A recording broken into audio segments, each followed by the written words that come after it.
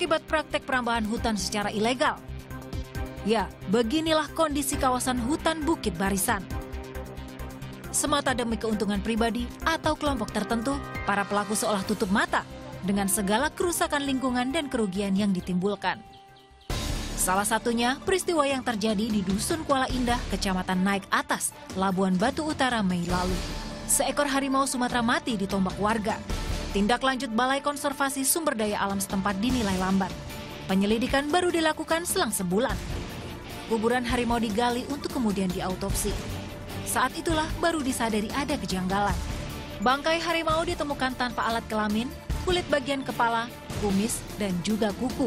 Namun menurut warga, satwa dilindungi itu terpaksa dibunuh karena dianggap mengancam keselamatan mereka. Fenomena satwa liar masuk permukiman warga jelas disebabkan oleh rusaknya habitat asli mereka.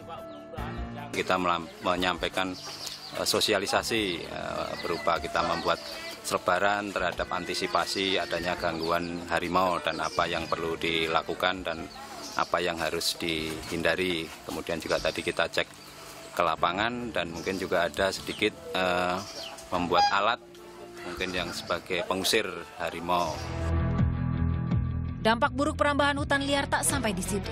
Sungai juga ikut tercemar.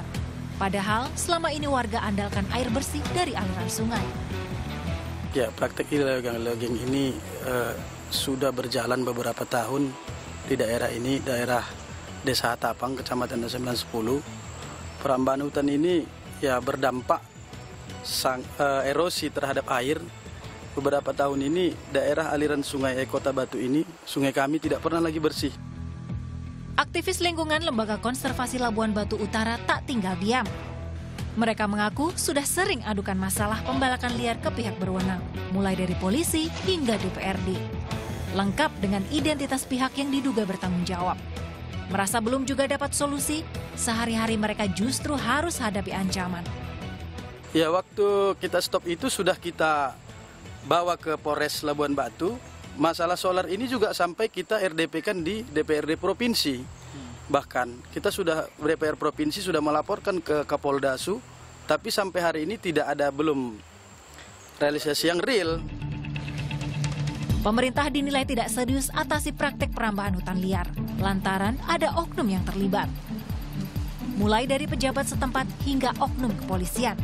Penegakan hukum pun lemah. Pelaku perorangan maupun perusahaan dibiarkan begitu saja.